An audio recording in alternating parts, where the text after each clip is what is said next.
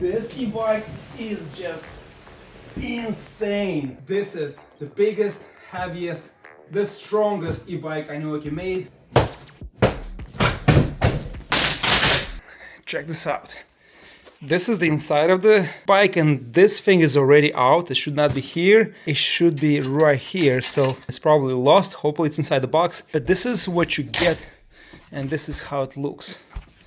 Not enough styrofoam, but I like the fact that it's less waste, and it looks to be, yeah, there's nothing on the sides, but somehow this is like, you know, it's looking good. And they have a metal plate, so this is always when the bike gets damaged and hit. So this is a good, and it was glued, so this is a good addition here.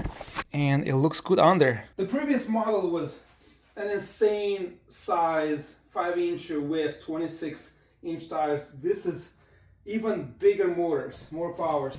Yeah, I don't know what's going to be the next model.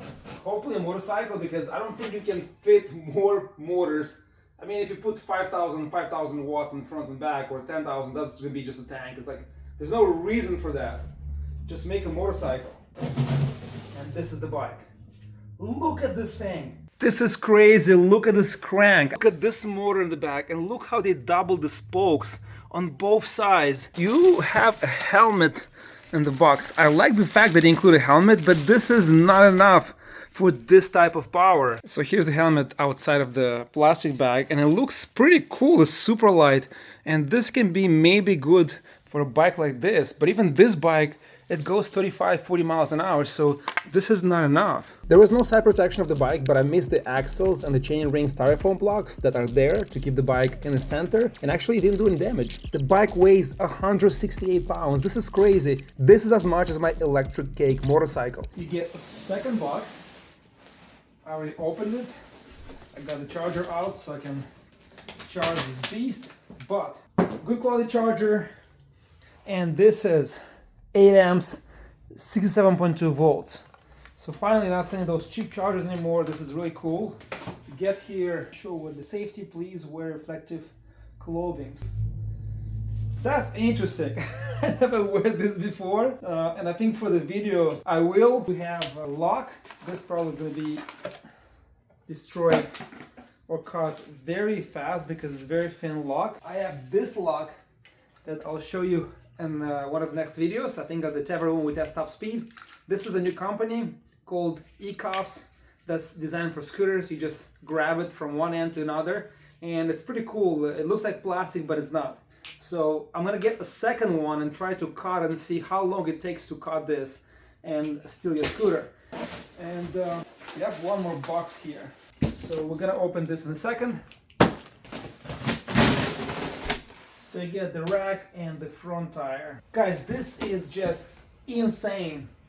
I have to show you close-ups. The way this is done is just, I mean, I love the size e-bikes, but this is not an e-bike anymore. This is a motorcycle territory. The 26-inch is awesome, but Aniioki, if you guys are watching, make the same exact bike in 20-inch tire size.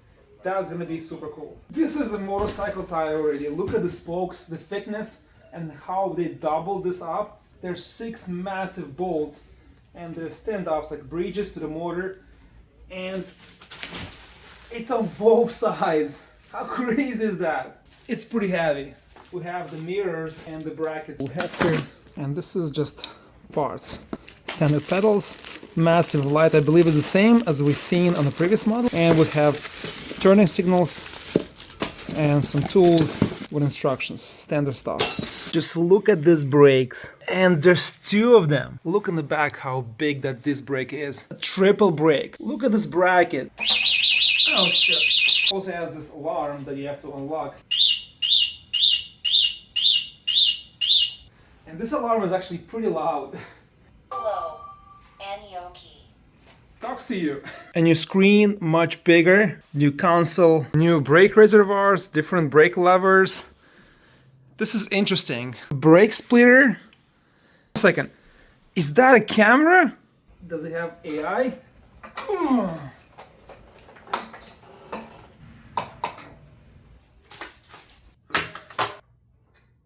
So when you put the motor, the cable has to be running from outside. Just careful Don't jam your fingers there. And push it in like that. Remove these screws on the both sides. These spacers were placed like that. So if I put it this way, you see it doesn't match. If you put it upside down, it matches here, but then this cable is supposed to run right here on the side, connected here.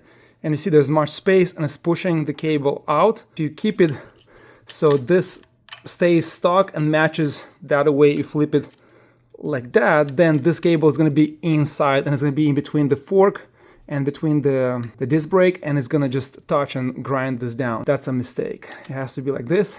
And this plate, this spacer is like so thick and the bolts are getting bigger and bigger. It actually has, look at this, has a spacer here. It's really thick in between and also even thicker here on the base. This is going to go through here. There you go.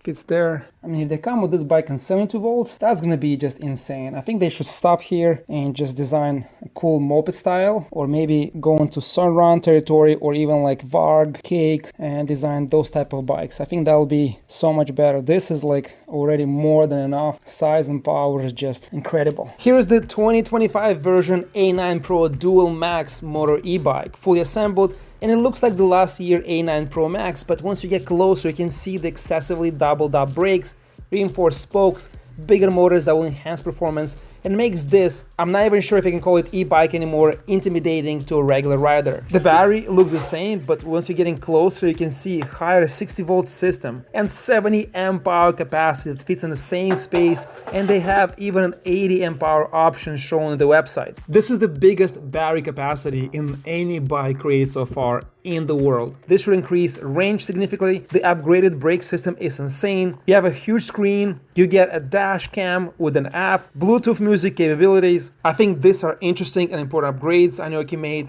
You won't find these upgrades in any e-bike on the market today. These are the functions you would like to see and use on your e-bike? Let me know in the comments below.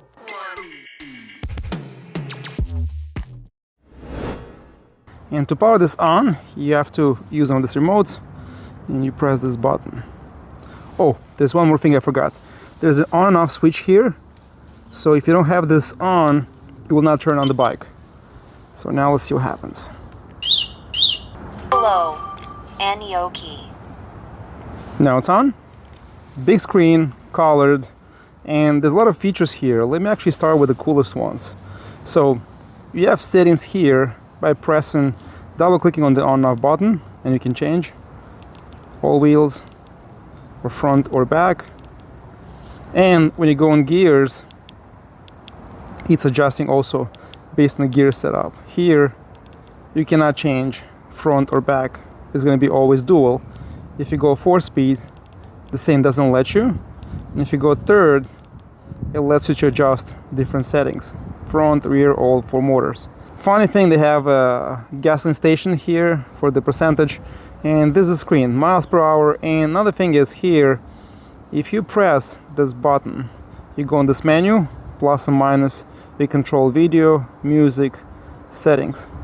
By pressing this, you go in the settings. When you go here, you have to, I forgot to exit settings, so you go in recording, you press, now you have a camera in front that records. The only thing is, I'm not sure how they set this up. You have to play with this, you have to take this apart and kind of move the cables out of the way, like maybe zip tie like that, because there's a camera here in the front, and you want to make sure it's a little bit above, right? This is like front view, and the cables, you see, they're not in the way, so you have to push them down, maybe like zip tie them here, and this cable also has to be pushed down so it's out of the camera's way. So that's a pretty cool feature. And another thing is, when you exit here, you go back in the menu, you can go into music. When you press music, it connects to your phone, you have your Bluetooth, and you can run speakers and you can actually play your music, which is pretty cool.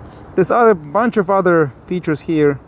I'm gonna just show you the most important ones, but here in settings, pretty interesting. There's a lot of options here.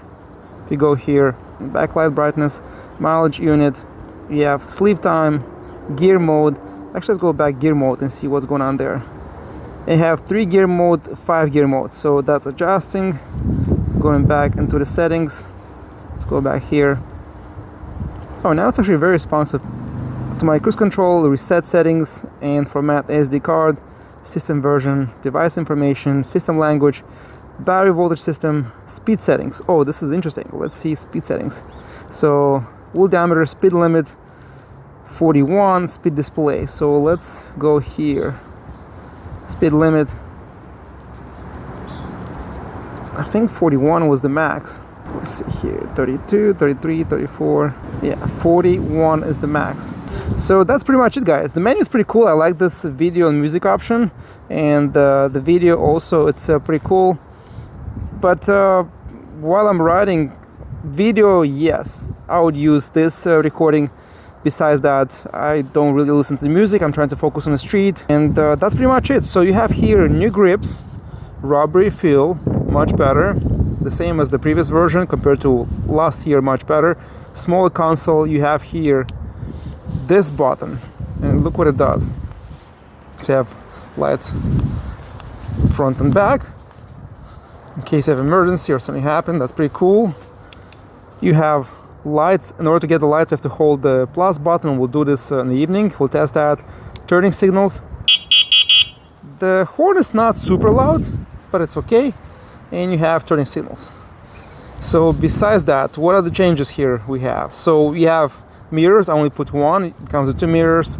You have different brakes, different reservoirs, and the light is the same. And I feel like this time the scale management is a little bit better. You have the light a little bit different. You have turning signals going on this bracket when you have this bracket on the previous model. I have to actually put them next to each other in the next video and see the biggest differences, but pretty much the same size frame, bigger motors. We have the same chain ring, the same suspension, the same pretty much mirrors and handlebar, just bigger screen, different brakes, and different console here. And we have extra features with the camera, with the Bluetooth, the app, and the video stuff. Brakes are triple, so you have 6-piston brakes, and you have 300 millimeters rotors in the back, 300 double in the front. So you have 2 brakes on this model, and there's 6 pistons, which is insane. And we have 60 volts, 70 amps battery, which is insane. The 80 amps you can see on the website has an adapter. It looks like it's sold out, so I'm not sure if they sold them or they're getting them in stock. I don't know about that, but even 80 amps, even 70, it's a lot. 80 amps is just insane. If you live off-road, if you live, somewhere near the forest, you hunt, you do a lot of like towing, heavy stuff, this is the bike for that. I think for the city, I would like to see this version. I like to test this version, but on 20-inch wheels. I think that'll be more user-friendly for me. The bike, it's 168 pounds. It's super heavy. But now let's jump on the bike and let's see what it does. First is very smooth.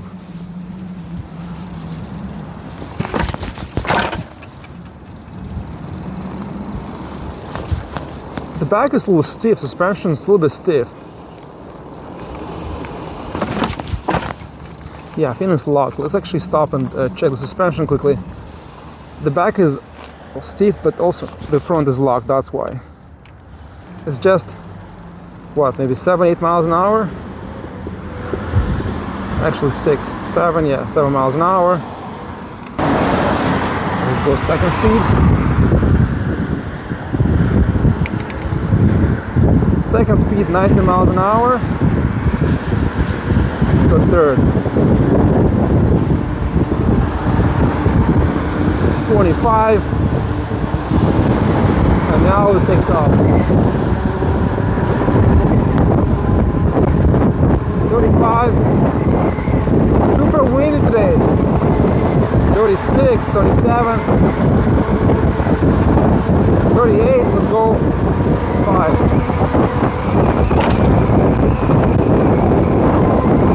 Shit, actually uphill, it's pretty powerful.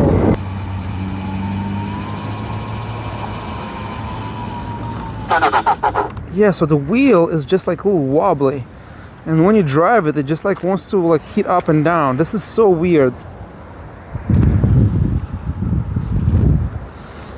Anyway, let's try to get to the maximum speed and see what it does, but I have to stop and take it apart and see what's wrong there, because maybe the tire is not sealed properly.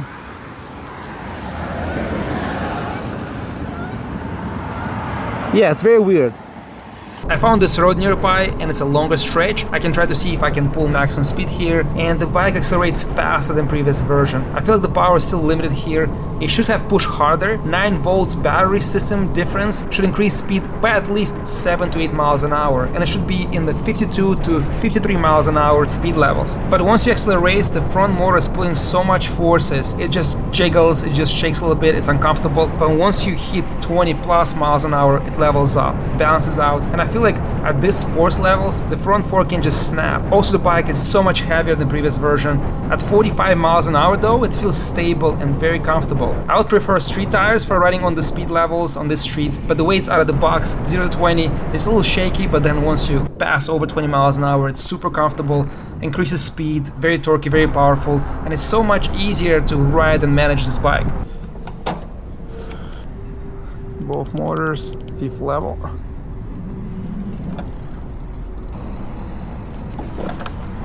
Yeah, it just goes over anything, like sidewalks, it doesn't really matter.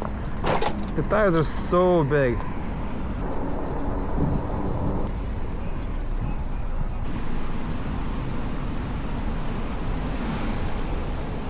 So we'll do just throttle going uphill and let's see what it does.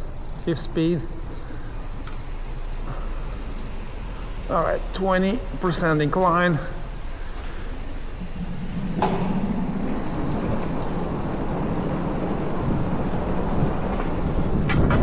No problem. I rode 10 miles and I burned only 1 line and there's 4 more to go, so I assume about 50 miles in range with 240 pounds my weight, temperature about 40-45 degrees, so still chilly and cold, riding in dual mode, 5th speed between 35 to 45 miles an hour, no pedaling, so this kind of like levels I try to keep, sometimes 25 miles an hour because you have to stop at the lights, but these are the results I got so far, so I need more time to fully test the battery and see how much range I get on a full charge. If you go on a 3rd speed, you should get 60 to 70 miles in range, lower more. I think 20 to 25 miles an hour should give you the most optimal range if you're looking to, you know, have a full day of riding. I only had it for a few days and I want to ride it more and set up properly and do a full video follow-up after 1 week. But out of the box, it's crazy big, way more torque than any other bikes I tried so far. These new features that I need to play with, I think, makes this bike special. I think this bike is for a range. If you have a big land, big property, you need to go off-road and places where not easy accessible, this is the bike for that. You can tow 1,000, 2,000 pounds, maybe more with this bike. It's insanely powerful. In a city like New York City, this is not a good option unless you have a garage, a space where you can park it. It's really heavy, it's going to be impossible to handle on the staircase and lift it up inside the tight places. This is going to be mostly impossible, and it's going to be very hard to handle. It feels more powerful and more efficient than the previous version, which is good.